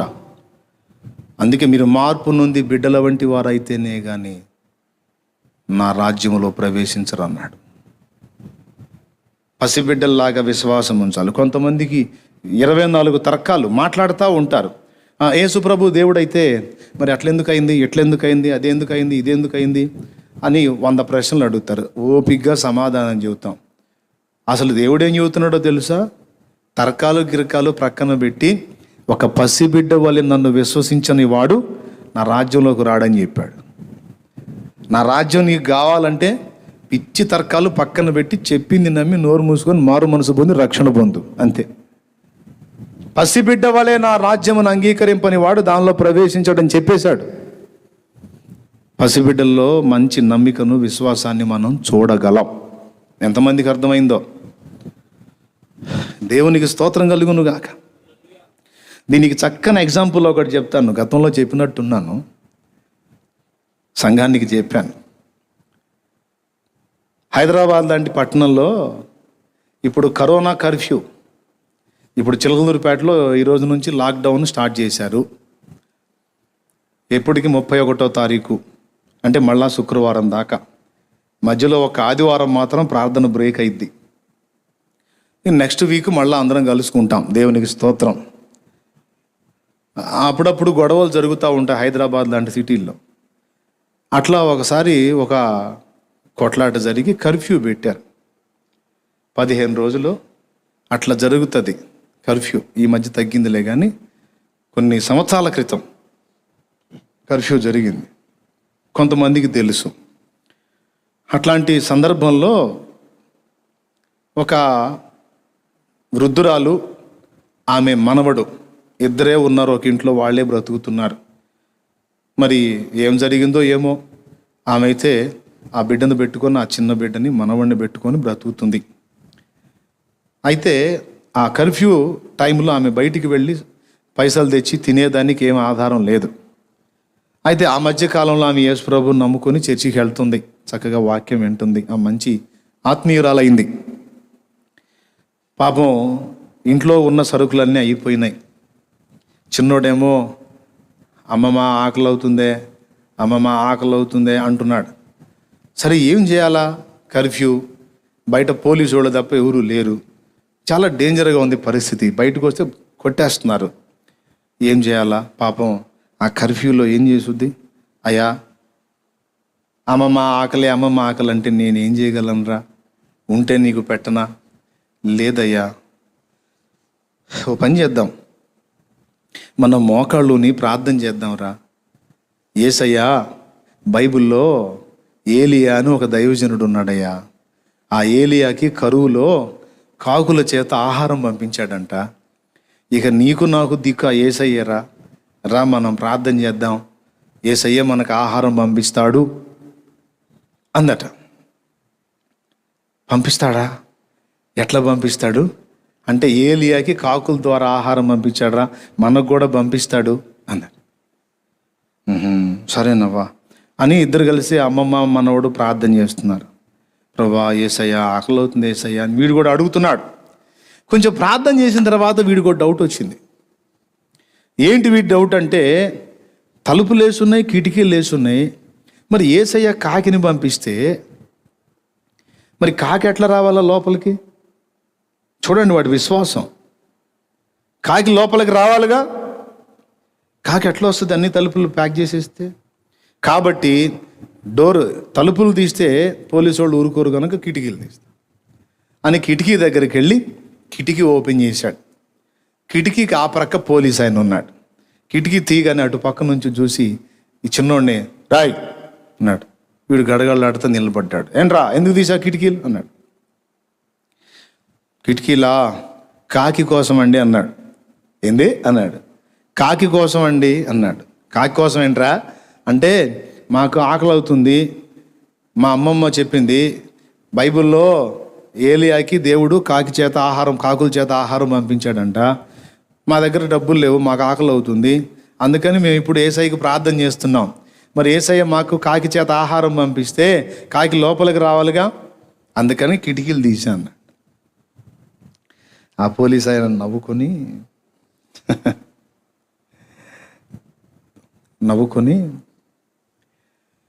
సరే కిటికీలు ఏవాగరా, అంతే ఉంచో, కాకి వచ్చిద్దిలే పో అన్నాడు. పోయి ఆ పోలీస్ ఆయన కాసేపటికి ఓ బస్తా నిండా సరుకులు, వాళ్ళకి 4 రోజులే సరిపడా సరుకులు అన్నీ కట్టించుకొచ్చి ఒక ఆహారం పొట్లం, మంచి ఆహారం కట్టించుకొచ్చి తలుపు తట్టాడు. తలుపు తడితే ఆ వీడే పోయాడు, తలుపు తీశాడు. పెద్ద ఆవిడ కూడా వచ్చింది. ఆ పోలీస్ ఆయన వాకిట్లో నిలబడ్డాడు. ఏం పెద్దమ్మా అన్నాడు. అయ్యా అంది. ఇగో తీసుకో, కర్ఫ్యూ ఒక 15 రోజులు అయిపోయింది, ఇంకో 15 రోజులు కూడా వస్తాయి నీకు. 4 రోజులు నువ్వు చిన్నోడు తినొచ్చు, తినండి. ఇప్పుడేమో ఇదిగో అన్నం పొట్లం మీకు 2 ఎత్తులు వస్తుంది, ఇప్పుడు తినొచ్చు, సాయంత్రం కూడా తినొచ్చు, తినండి, వాడికి కూడా పెట్టు అని ఆ అన్నం పొట్లం వాడి చేతుల్లో పెట్టాడు. ఆ బస్తా ఏమో ఆ పెద్ద ఆవిడికి ఇచ్చాడు. వాడు ఆ ప్యాకెట్ పట్టుకొని చూస్తూ ఉన్నాడు. ఆ బస్తా లోపల పెట్టుకుంది, తీసుకెళ్ళి ఆ ఆహారం పొట్లం తీసుకొని ఓపెన్ చేశారు. వీడేమో అనుమానంగా ఆలోచనగా ఉన్నాడు. ఏంట్రా తినరా, తిను అందామె. తింటాగా అమ్మమ్మ, నాకు డౌటే అన్నాడు. ఏంట్రా నీ డౌటు అంటే, నువ్వేం చెప్పావే నాకు, మనం ప్రార్థన చేస్తే యేసయ్య కాకిని పంపిస్తాడని చెప్పావు. నేను పని కట్టుకొని కిటికీల్లా తీస్తే కాకి రాలేదుగా అమ్మమ్మ అన్నాడు. ఒరేయ్, ఎట్లోకట్లా యేసయ్య పంపించాడు కదరా, ఆహారం వచ్చిందా లేదా, కాకి రాకపోయినా ఆహారం వచ్చిందా లేదా అంటే వీడు ఊరుకోడే. కాదు, నువ్వేం చెప్పావు, కాకి చేతే పంపిస్తాడని చెప్పావు, మరి ఇప్పుడు కాకి రాలా అంటే ఇప్పుడు ఆమె ఏం చెప్పాలో అర్థం కాక ఊరి వీడి మొండితనం. అంటే ఎంత పర్ఫెక్ట్గా నమ్మాడో చూడువాడు. అప్పుడు ఆమె చెప్పింది, అరే పోలీస్ అంకుల్ ఒంటి మీద ఏం డ్రెస్ ఉందిరా అందంట. కాకి డ్రెస్ అన్నాడంట. నేను ఎవరిని పంపిస్తాడని చెప్పానంటే కాకిని పంపిస్తాను. యేసయ్య మన ఆకలి తీర్చడానికి కాకిని వాడుకుంటాడు, కాకిని కూడా వాడుకుంటాడు రా, తినరా నువ్వు అందట. అప్పుడు తిన్నాడు. రైట్, ఆయన వేసుకుంది కూడా కాకియే కదా, నిజమే కాకియే, వచ్చి నాకు ఆహారం ఇచ్చిపోయింది అని తింటూ మొదలు పెట్టాడు వాడు. పసిబిడ్డల హృదయాల్లో ఎంత విశ్వాసాన్ని మనం చూడొచ్చండి, ఎంత విశ్వాసం. దేవుని వాక్యం చెప్తుంది, నమ్ముట నీ వలనైతే నమ్మువానికి సమస్తము సాధ్యమే. దేవునికి స్తోత్రం కలుగును గాక.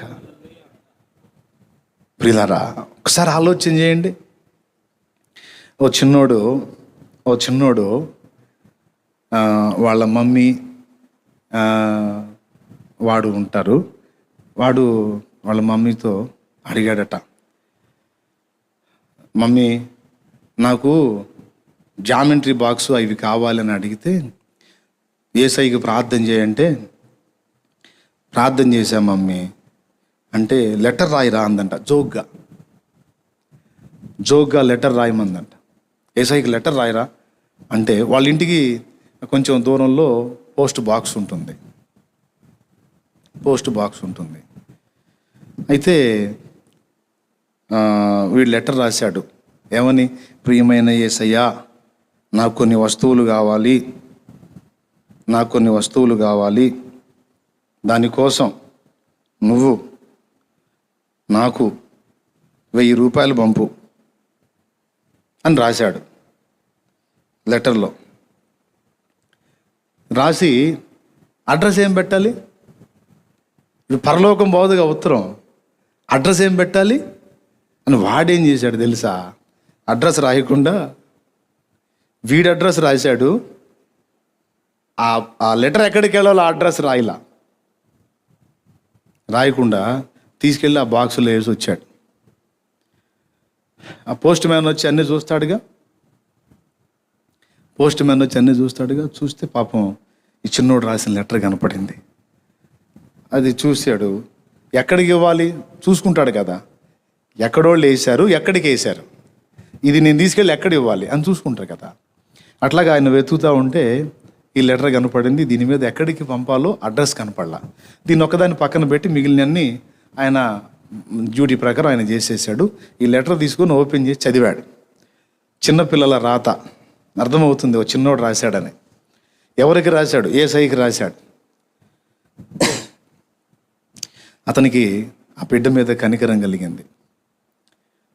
కలిగి ఒక 500 వాడి అడ్రస్కి మనీ ఆర్డర్ చేశాడు. ఎవరు? యేసయ్య పంపినట్టే ఒక 500 మనీ ఆర్డర్ చేశాడు. మనీ ఆర్డర్ వచ్చింది 500. వీడికి అందింది, తీసుకున్నాడు. ఏసైకి నేను లెటర్ రాశాను మమ్మీ, నాకు ఏసయ్య డబ్బులు పంపించాడు అని తల్లి దగ్గరికి వెళ్ళాడు. ఏసై డబ్బులు పంపించడం ఏంట్రా, నిజమేనా అంటే 500 నోటు కూడా చూపించాడు. ఇదేంట్రా ఎట్లా వచ్చింది నీకు అంటే, అంతా బాగానే ఉంది కానీ మళ్ళీ నేను లెటర్ రాయాలి మమ్మీ అన్నాడట. ఎందుకురా లెటర్ అంటే, నేను ఏసైని 1000 రూపాయలు ఇవ్వమని అడిగాను మమ్మీ, నాకు 500 వచ్చింది అంటే పోస్ట్ మ్యాన్ కాజేసి ఉంటాడు, అందుకని మళ్ళీ లెటర్ రాయాలి అని మళ్ళీ లెటర్ రాశాడు. ఏమనో తెలుసా, ఏసయ్యా నువ్వు డైరెక్ట్గా నాకే ఇవ్వు, ఈ పోస్ట్ మ్యాన్కి ఇస్తే పోస్ట్ మ్యాన్ మధ్యలో 500 కొట్టేశాడు అన్న. అది చూసి ఆయన నవ్వుకున్నాడు అంట. అమ్మ వీడు మామూలుడు కాదురన్న, వీడు గడుగ్గాలాగున్నాడు, జాలిపడి నేను 500 పంపిస్తే 500 నేను కొట్టేశాడు, నన్ను దొంగం చేశాడు వీడు. చిన్న పిల్లల స్టోరీస్ చాలా నవ్వు పుట్టి చేయగా ఉంటాయి, భలే ఆశ్చర్యం గొలిపేవిగా ఉంటాయండి. ఎందుకు ఈ మాటలు నేను మీకు చెప్తున్నానంటే, పసిబిడ్డల హృదయాలు అలా ఉంటాయి. పసిబిడ్డ వల్లే దేవుని కార్యాలు విశ్వసించాలి. ప్రార్థన చేయంగానే సరికాదు, ఏదో మొత్తుకొని హడావుడి చేయంగానే సరికాదు, పొట్ట మార్చుకొని ఉపవాసం ఉండగానే సరికాదు, ఎలుగెత్తి ఏడ్చేర్చి ప్రార్థన చేయంగానే సరికాదు. నేను అడిగినది నిశ్చయముగా నా యేసయ్య అనుగ్రహిస్తాడు అని కూడా నమ్మాలి. మార్కు సువార్త 1 వచనం చూసేయండి. నేను ముగింపులోకి వస్తున్నా. చిన్నపిల్లల దగ్గర నేర్చుకోవలసిన సుగుణాలలో ఒకటి ఇది. ఇంకొకటి 11వ అధ్యాయం, మార్కు 11వ అధ్యాయము 24వ వచనం. అందుచేత ప్రార్థన చేయనప్పుడు మీరు అడుగుచున్న వాటి నెలను పొంది ఉన్నామని నమ్ముడి, అప్పుడు అవి మీకు కలుగునని మీతో చెప్పుచున్నాను. అది ఓ పక్క ప్రార్థన చేస్తూనే ఉంటారు, పుట్టెడు డౌట్, 24 అనుమానాలు. ప్రార్థన చేస్తూనే ఉంటారు, మళ్ళీ డౌట్లు. నువ్వు అడిగింది న్యాయమైందైతే, నీకు యుక్తమైందైతే, క్షేమకరమైందైతే, దేవుని కూడా అంగీకారం అయితే తప్పనిసరిగా నీకు జవాబు వస్తుంది. తక్షణమే రావచ్చు, కొంచెం సమయంలో రావచ్చు, కొంచెం దీర్ఘకాలం కూడా పట్టొచ్చు. కానీ నువ్వు ప్రార్థన చేసినప్పుడు అది దేవుని దగ్గరికి వెళ్ళొద్దు అని మాత్రం అనుకోవద్దు. నువ్వు ప్రార్థన చేసావు, అది దేవుని చెంత ఖచ్చితంగా చేరిద్ది. సైతానుగా డౌట్ పుట్టిస్తాడు. అపనింద పిశాచం వాడి పేరు, అనుమాన పిశాచం కూడా వాడి పేరు, అనుమాన పిశాచం. వాడు వచ్చి మనం ప్రార్థన చేస్తే డౌట్లు పుట్టిస్తుంటాడా, దేవుడు నీ ప్రార్థన వింటాడా, నీ దగ్గర అంత మంచితనం లేదుగా, అంత నీతి లేదుగా, నువ్వు అంత పరిశుద్ధుడివి కాదుగా, పరిశుద్ధురాలివి కాదుగా. అంటే నా నీతి ఎవడికి కావాలి, నేను ఆయన నీతిని మీద ఆధారపడుతున్నాను, ఆయన రక్తం మీద ఆధారపడుతున్నాను, నా ప్రార్థన దేవుడు వింటాడు. ఏమో ఏది మరి జవాబు రాలేదుగా అంటాడు. మళ్ళా వచ్చింది, రాకపోతే వచ్చిందాకా ఎదురు చూస్తా, దానియేలులాగా 21 రోజు జవాబు వచ్చిందాకా లేగవలా. ఏలియాలాగా ఎదురు చూస్తా, మళ్ళా ప్రార్థన చేస్తా. నేను అనుకున్న జవాబు దేవుడు ఇచ్చిందాకా, ఆయన చిత్తం అయితే, ఆయన సమాధానం కొరకు ఎన్ని దినములైనా నేను నిరీక్షిస్తా. విశ్వాసాన్ని మాత్రం వదిలిపెట్టను. నేను లెటర్ రాసా, యేసయ్య జవాబు ఖచ్చితంగా పంపిస్తాడని రూఢిగా నమ్మాలి. అరే తలకాయ నిండా అనుమానాలు పెట్టుకొని, డౌట్లు పెట్టుకొని అడుగుతావు, మళ్ళా జరిగిద్దో లేదో అని మళ్ళీ అనుమానంగా వేరే ఆలోచనలు చేస్తావు. ప్రార్థనలో అడిగింది పొంది ఉన్నానని నమ్ము అన్నాడు. విశ్వాస నేత్రాలతో చూడు, అప్పుడు నీకు తప్పనిసరిగా అది లభిస్తుంది. అబ్రహాముకు వాగ్దానం చేసినటువంటి దేశాన్ని ఏం చెప్పాడు? అబ్రహామా, నీవు కనులెత్తి దేశం అంతటిని చూడు. ఎందుకు ప్రభువా చూడాలి అంటే, అది నీ సంతానానికి ఇవ్వబోతున్నాను అన్నాడు. ఇవ్వబోయేటప్పుడు ముందేమన్నాడు? చూడు. విశ్వాసంతో చూడవయ్యా, ఇస్తాను, నమ్ము, నిరీక్షించు, మళ్ళీ డౌట్లు పెట్టుకోవాకు. నువ్వు అడిగావు ఏది అడిగావో అది నేను నెరవేర్చిందాకా ఆగు. దేవునికి స్తోత్రం కలుగును గాక. హల్లెలూయా. కొన్నిసార్లు వెంటనే ఆన్సర్ వస్తుంది, కొన్నిసార్లు టైం పట్టిద్ది. నా కొడుకు నా దగ్గరకు వచ్చి డాడీ ఒక సైకిల్ కావాలి అన్నాడు అనుకుందాం. నాన్న నాకు సైకిల్ కావాలి అన్నాడు అనుకుందాం. నేను మౌనంగా ఉన్నా. రెండో రోజు అడిగాడు, మౌనంగా ఉన్నా. మూడో రోజు అడిగాడు, మౌనంగా ఉన్నా. నాలుగో రోజు అడిగాడు, మౌనంగా ఉన్నా. ఐదో రోజు అడిగాడు, మౌనంగా ఉన్నా. ఆరో రోజు సైకిల్ ఇచ్చా సైకిల్. నానా, నేను అడిగిన రోజే ఇవ్వచ్చు కదా, 6 రోజులు ఎందుకు తీసుకున్నావు అంటే నానేం చెబుతాడో తెలుసా?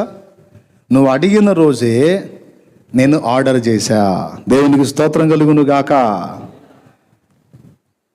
నువ్వు ఏ సైకిల్ అడిగావో ఆ సైకిల్ అందుబాటులో లేదు రెడీగా. అందుకని వాళ్ళు ఆ సామాగ్రి తెప్పించి వాళ్ళు చక్కగా రెడీ చేసి, నువ్వు అడిగింది మళ్ళీ వేరేది ఇస్తే మళ్ళీ నీకు తృప్తి ఉండదుగా. నువ్వు అడిగింది నీకు ఇచ్చినప్పుడు నీకు ఎక్కువ సంతోషం కలుగుతుంది. నీ సంతోషమే నా సంతోషం. దేవునికి స్తోత్రం కలుగును గాక. హల్లెలూయా. గనుకనే నువ్వు అడిగిన రోజే నేను ఆర్డర్ చేశాను. అది రెడీ అయ్యి వచ్చేటప్పటికి వారం పట్టింది. అంతే. యేసయ్యను నువ్వు అడిగినప్పుడే నీకు ఆర్డర్ చేసేసాడు. నమ్ము. ఆర్డర్ అయిపోయింది, ఆర్డర్ చేసేసాడు.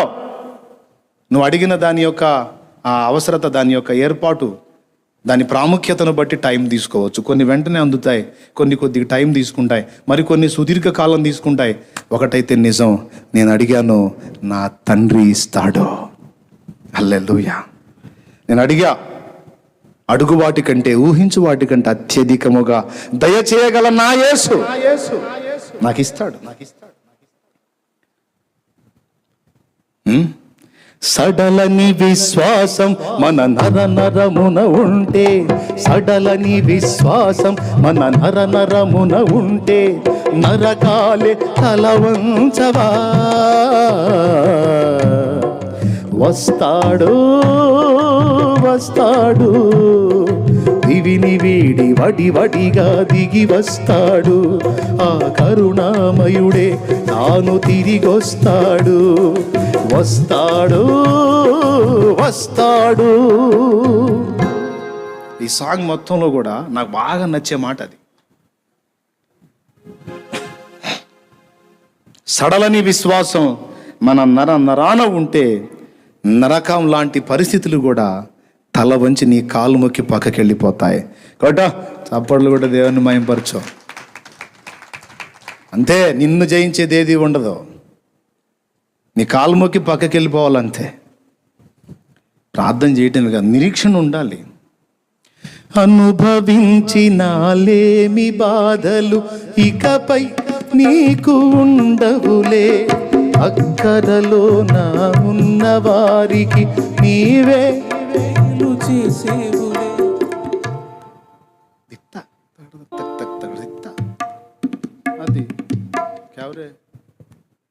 అనుభవించినాలేమి బాధలు ఇకపై నీకు ఉండవులే.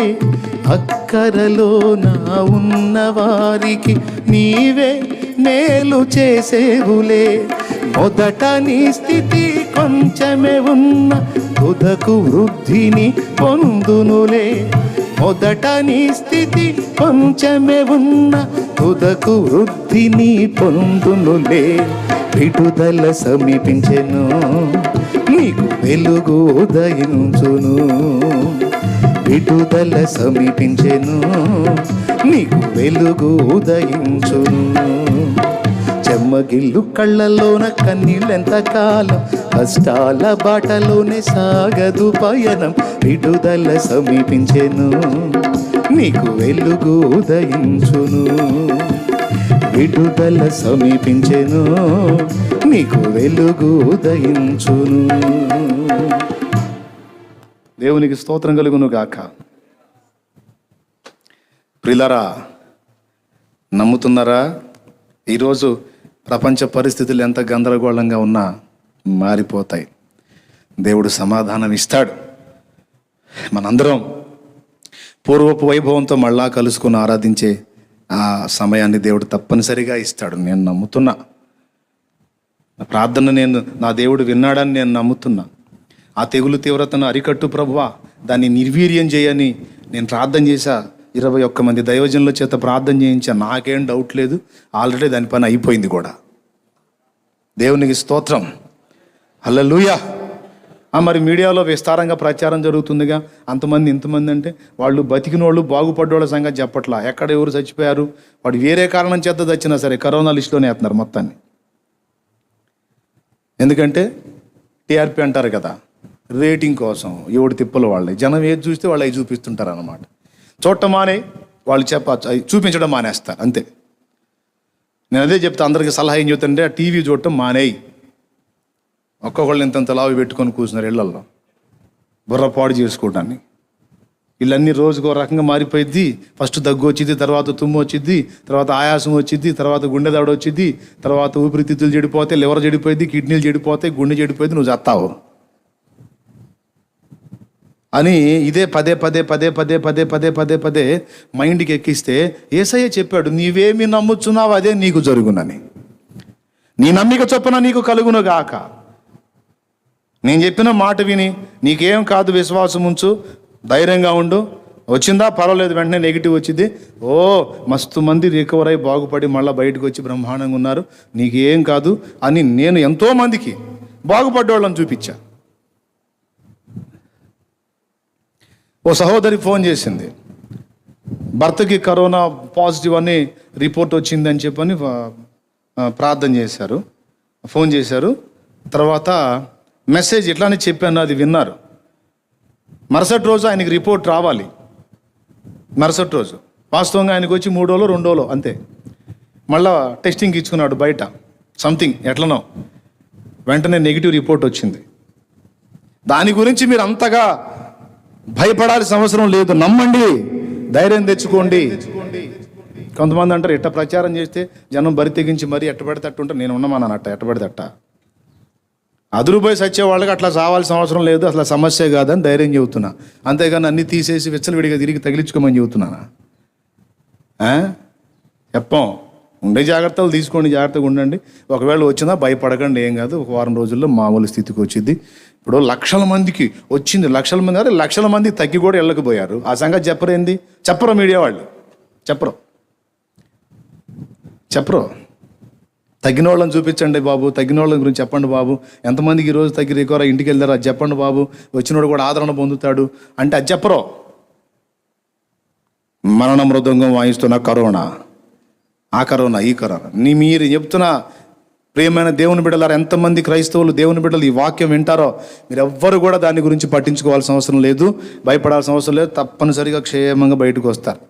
ఒక ఈ విషయంలోనే కాదు, ఏ విషయంలోనైనా మనం ప్రార్థన చేసినప్పుడు జవాబు దేవుడు ఇచ్చాడని మొదట నమ్మాలి, విశ్వాస నేత్రాలతో చూడాలి. అబ్రహామా చూడు నీకు ఇస్తానన్నాడు. కొన్నిసార్లు ప్రార్థనకి వెంటనే ఆన్సర్ వస్తుంది, కొన్నిసార్లు టైం తీసుకుంటుంది, కొన్నిసార్లు సుదీర్ఘకాలం తీసుకుంటుంది. అయితే ఆలస్యం వెనక ఉన్న అద్భుతం ఏంటో నీకు తెలియదు, అనుభవించినప్పుడే నీకు అర్థమైద్ది. నువ్వు మొత్తుకుంటావు, ఏంటి ప్రభువా ఇన్ని రోజులుగా నేను ప్రార్థన చేస్తున్నాను నాకు జవాబు ఇవ్వలేదు ఏంది ప్రభువా అంటే, ఆయన అంటాడు, మౌనంగా ఉంటాడు దేవుడు. ఎందుకు ప్రభువా నువ్వు మాట్లాడలేదంటే, కొంచెం టైం తీసుకునైనా నీకు శ్రేష్టమైనది ఇద్దామని ఆశపడుతున్నానమ్మా అంటాడు. ఆశపడుతున్నాను నాన్న, నువ్వు అడుగు వాటికంటే, ఊహించు వాటికంటే గొప్ప కార్యాలు నీ విషయంలో చేయాలని నేను తలపోసుకొని ఉన్నాను, మరి కొంచెం నాకు సమయం ఇవ్వు అంటాడు. అబ్బాయి అడగంగానే టిష్ అని నేను సైకిల్ ఇచ్చానా? ఏం చేశాను? వాడు నాకు ఆర్డర్ వేశాడు, నేను వెంటనే ఆర్డర్ ఇచ్చాను. అది రెడీ అయ్యేటప్పుడు 6 దినాలు పట్టింది, తర్వాత వాడికి ఇచ్చాను. మరి వాడు కోరిందే రావాలని టైం పట్టింది. అట్లాగా తప్పనిసరిగా దేవుడు మన ప్రార్థనలు విన్నాడు, జవాబిచ్చాడు. ఒక ఈ జబ్బు విషయమే కాదు, ఏ జబ్బు అయినా, ఏ సమస్య అయినా, అప్పుల బాధలైనా, ఆర్థిక ఇబ్బందులైనా, ఉద్యోగ ప్రయత్నమైనా, పెళ్ళైనా, పెటాకులైనా, ఏదైనా, ఆర్థిక సమస్యలైనా, లేమైనా, ఏదైనా, నీ మనసును తొలిచేది, నిన్ను కృంగదీసేది, నిన్ను ఇబ్బంది పెట్టేది, నిన్ను వదలకుండా వెంటాడుతున్న బలహీనతైనా నువ్వు ప్రార్థన చేస్తున్నావు, దేవుని సన్నిధిలో ఉంది, అది తప్పకుండా విడిపిస్తాడు నిన్ను. నమ్మో, నిరీక్షించు, ఎదురు చూడు, విశ్వాసంతో స్తుతించు. కృంగిపోవద్దు, దిగులు పడొద్దు, భయపడొద్దు. దేవుడు పసిబిడ్డల వంటి స్థిర విశ్వాసం మనకు అనుగ్రహించుగాక. హల్లెలూయా. పసిబిడ్డల వంటి నమ్మిక. దేవుడు మనకు దయచేయగాక. ఏమేమి నేర్చుకున్నాం పిల్లల్లో? మొట్టమొదట అతిశయం ఉండదు వాడికి, గర్వం, దేన్ని బట్టి గర్వ ప్రదర్శన చేయడు. నంబర్ 1. నంబర్ 2, క్షమాగుణం, క్షమించే మనసు ఉంటుంది వాడి దగ్గర. మర్చిపోతాడు అపకారాన్ని, వెంటనే మర్చిపోతాడు. ప్రేమ చూడొచ్చు పసిబిడ్డల్లో. అమర్యాదగా నడువనిది, అపకారం చేయనిది, అన్నిటినీ తాళునది, అన్నిటినీ నమ్మునది, స్వప్రయోజనం చూచుకొననిది, సత్వరమే కోపపడనిది, డంబము లేనిది, మత్సరపడనిది, అన్నిటికీ ప్రేమ ఒక్కటే. ప్రేమే జగతికి మూలం, ప్రేమే దైవ స్వరూపం, ప్రేమే నిత్య జీవం, ఆ ప్రేమే మోక్ష మార్గం, ప్రేమే జగతికి మూలం. దేవునికి స్తోత్రం కలుగును గాక. హల్లెలూయా. పిల్లరా, పసిబిడ్డల్లో అలాంటి ప్రేమను మనం చూడొచ్చు. అందుకే యేసయ్య చెప్పాడు. ఏం చెప్పాడు? మీరు మార్పు నొంది బిడ్డల వంటి వారు అయితేనే కానీ అసలు పరలోక రాజ్యంలో తగ్గింపు మనస్సు, తన్ను తాను తగ్గించుకోవాలి. అతిశయపడేవాడిగా ఉండకూడదు, క్షమించేవానిగా ఉండాలి. పిల్లల దగ్గర ఉంటుంది. 3వది, దయ, కనికరం ఉంటుంది పసికంతుల్లో. కాఠిన్యం చూడలేం. 3. 4, అడిగి తెలుసుకుంటాడు, అన్నీ నేర్చుకుంటాడు. తనకు తెలిసింది చెప్పడానికి ప్రయత్నిస్తాడు, తెలియంది అడిగి అడిగి తెలుసుకుంటాడు. 5వది, మంచి విశ్వాసం పసిబిడ్డల్లో మనం చూడొచ్చు. నమ్మిక. మనలో కూడా యేసయ్య అదే కోరుతున్నాడు. నన్ను నమ్మండరా. నీ జీవితంలో ఎలాంటి ఒడిదుడుకులు అనుమతిస్తున్నాను అంటే నీ మేలు కోసమే నేను నన్ను నమ్ము.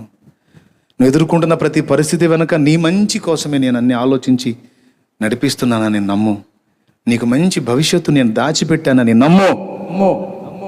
నీకు సిద్ధపరిచినవి శ్రేష్టమైనవి, నువ్వు అడుగు వాటికంటే, ఊహించు వాటికంటే ఉన్నతమైనవని నమ్ము. నన్ను విశ్వసించు అని యేసయ్య పిలుస్తున్నాడు. అది ఆత్మ సంబంధమైనవైనా కావచ్చు, భౌతిక సంబంధమైనవైనా కావచ్చు. రెండిటికి ఆయనను మనం నమ్ముటయే మనకు మార్గం, వేరే మార్గం లేదు. అలాంటి కృప మనందరికీ దేవుడు దయచేయుగాక. ఆమేన్.